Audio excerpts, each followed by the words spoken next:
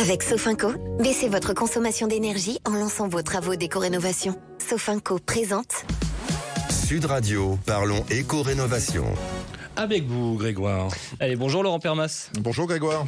Merci d'être avec nous, Laurent. Alors cette semaine, on s'intéresse à une figure incontournable de la rénovation énergétique, l'artisan RGE, pour reconnu garant de l'environnement. J'en profite pour passer un petit coucou à notre ami Jean-Marie Bordry. Il adorait cet acronyme. 3 lettres, Laurent, qu'on entend souvent. Mais que signifie-t-elle vraiment pour vous, particuliers qui nous écoutez? Pourquoi ce label est-il si important en 2025? Et surtout, qu'est-ce que ça change dans vos projets? On en parle donc avec vous, Laurent. Qu'est-ce que signifie RGE? Pour un samedi matin, c'est bien, hein, proche de l'appétit. Donc, c'est plein de questions. Grégoire, en fait, le label RGE, ça signifie reconnu garant de l'environnement. C'est un label officiel, délivré aux artisans. Donc, c'est le gouvernement qui le pose, qui sont formés et certifiés pour réaliser des travaux de rénovation énergétique. Alors, c'est quoi ces travaux? C'est l'isolation, le chauffage, l'énergie renouvelable. C'est simple, si vous voulez bénéficier d'aides publiques comme MaPrimeRénov', MaPrimeAdapt' aussi, et les certificats d'économie d'énergie, les C2E qui sont là privés, eh bien vous devez passer par un artisan RGE, sinon vous n'aurez pas ces primes. C'est une condition obligatoire. Bon, Laurent, c'est très bien que je vous ai sous la main parce que il y a une enquête qui a été récemment publiée, Opinionway pour Sofinco, publiée en octobre, et ces artisans RGE sont de plus en plus sollicités, c'est ça? Oui, en fait, ces chiffres sont très intéressants parce que l'artisan qui est tiers de confiance, en fait, 90% des artisans qui ont été interrogés ont l'intention de renouveler leur label RGE. Alors attention, il y en a 53 000 sur 500 000. Donc, vous voyez, il y a encore un gros travail de sensibilisation pour justement accompagner les Français et pouvoir compléter avec des aides.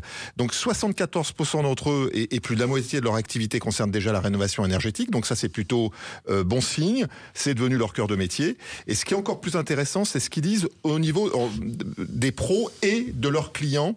C'est notamment 71% des artisans estiment que les démarches pour obtenir les aides constituent un frein et 73% constatent que le manque de moyens pousse leurs clients à refuser ces devis. C'est trop compliqué et on le rappelle, les artisans montent les dossiers en fait de MaPrimeRénov' et les C2E, et donc pour eux c'est un travail supplémentaire et c'est une complexité notamment aussi pour leurs clients. C'est vrai qu'on en parle souvent dans notre chronique, Laurent. Le problème, c'est pas seulement les travaux ou les prix, mais c'est ce que vous dites, c'est la complexité du financement.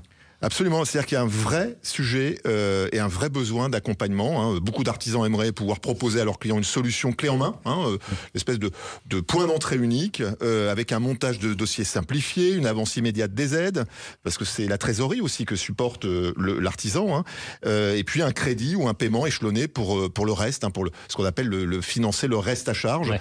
Et ça permet à l'artisan d'être garant de l'ensemble des dispositifs et pouvoir mener à bien en fait ce chantier. Pour nos auditeurs, qu'est-ce qu'on doit retenir de cette étude ?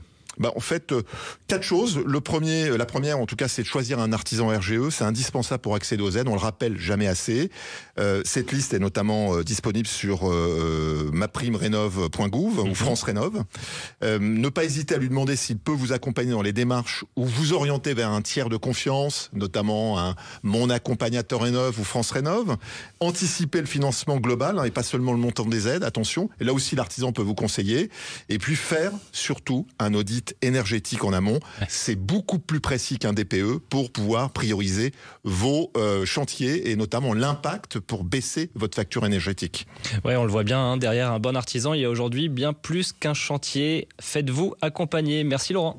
Merci Grégoire. Sud Radio, parlons éco-rénovation. Avec Sofinco, lancez vos travaux d'éco-rénovation pour baisser votre consommation d'énergie.